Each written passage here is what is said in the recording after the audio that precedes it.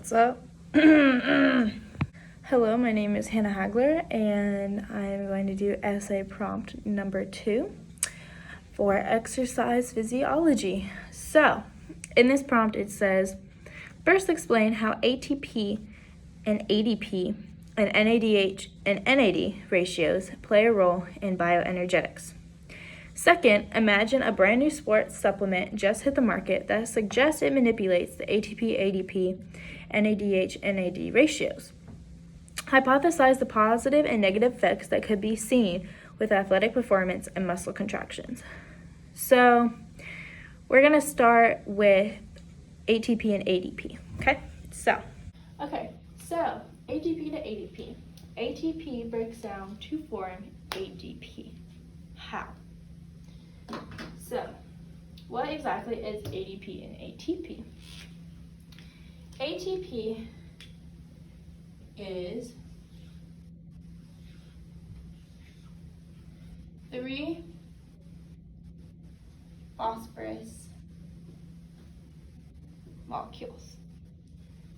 T you could think of as tri. ADP is 2. You can think of as di. I've already drawn this arrow wrong. Hold on. Okay. So, in ATP, you have 3 negative molecules, which really throws your balance off, your molecule count. Think back to chemistry, negative, negative, and negative. No bueno. ADP is okay with it too. They're chilling. But our body does not like these 3 negative. So, we need to remove one or recycle it through a system, the ADP cycle. So, when you take this negative phosphate, you're going to need energy. So, in order to take this negative phosphate away to 2 phosphates, you need energy. This energy comes from H2O, aka good old water. Now, this is an endothermic reaction because energy is needed. So it's an endothermic reaction. So once we've removed this negative phosphorus, it's due to the H2O, obviously. So now this is exothermic because we can produce energy. So now you're giving off energy by taking away this negative phosphate. So now that we can produce energy and our phosphate is positive, and guess what? This little guy circles again to your ATP, and it's just a constant cycle. So a way we can write this out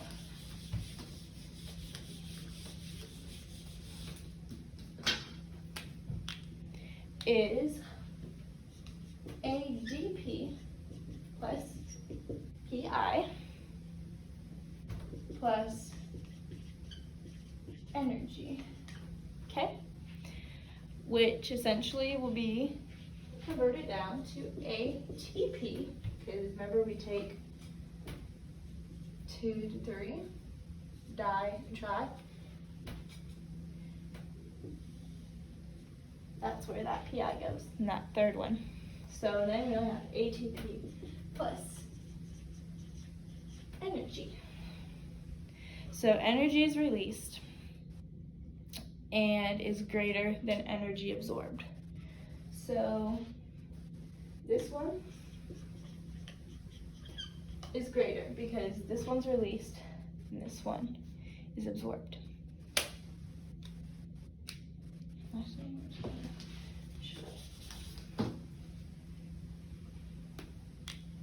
So energy released is greater than energy absorbed, and essentially you can write that as ATP, okay, H2O, which was what we used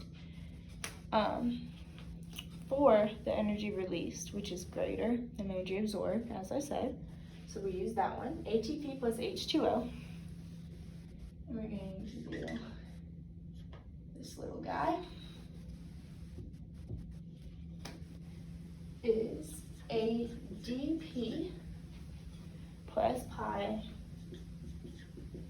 plus energy.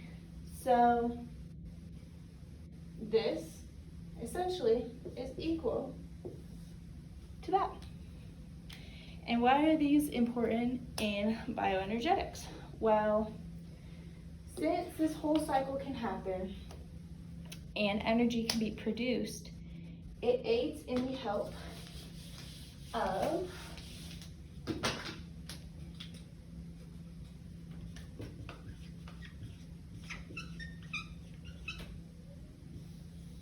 Krebs cycle.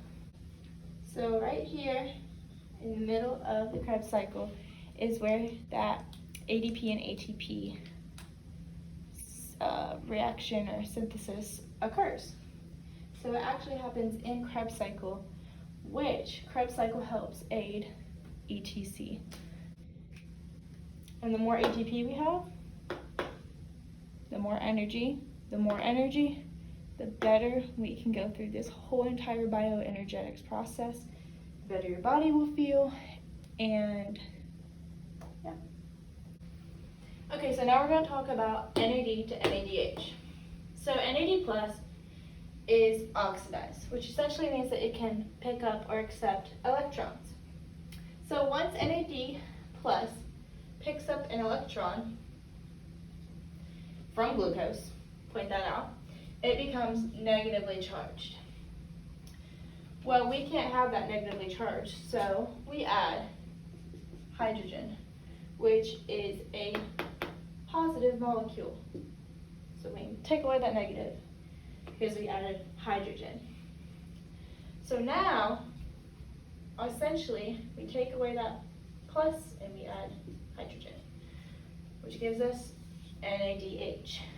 NADH is a reduced agent, and basically you can think of it as the shuttle for electrons. So NADH will collect all these positively charged electrons in the Krebs cycle, and its main goal is to go to ETC, electron transport chain, which is what you use to get ATP, which is the whole goal of this whole entire bioenergetic system.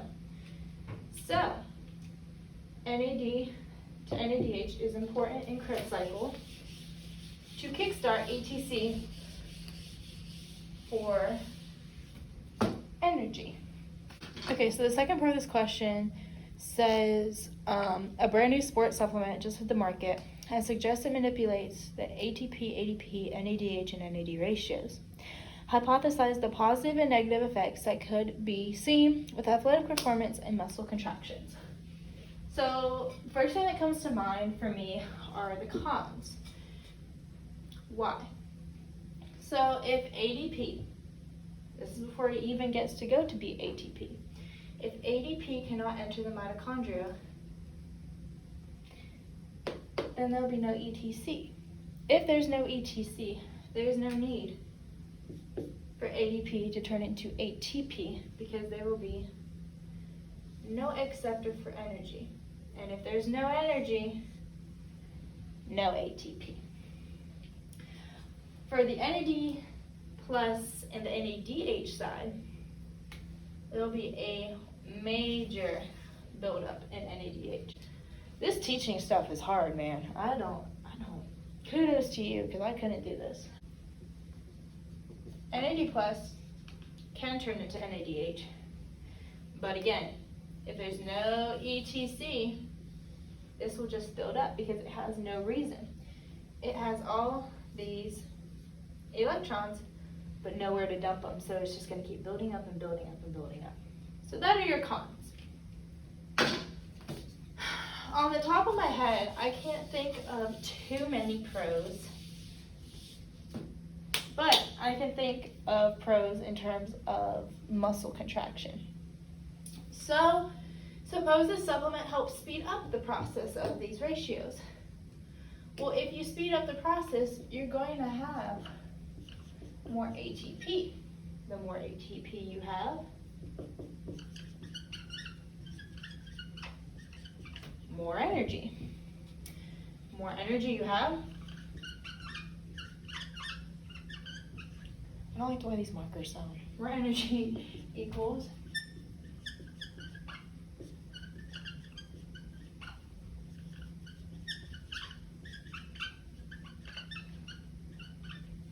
the more energy you have, the bigger and faster your muscle contraction will be.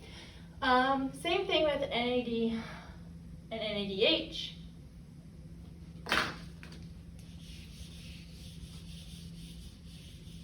I like to erase as I go, if you can't tell. It's my teeth. I like to erase as I go, if you can't tell. It's my teaching method. So for NAD and NADH, if you can produce NADH faster, then these electrons can be sent to ETC faster, which then will produce, you guessed it, more ATP. And there you go again. The more ATP you have, the more energy you have, the more muscle contractions you will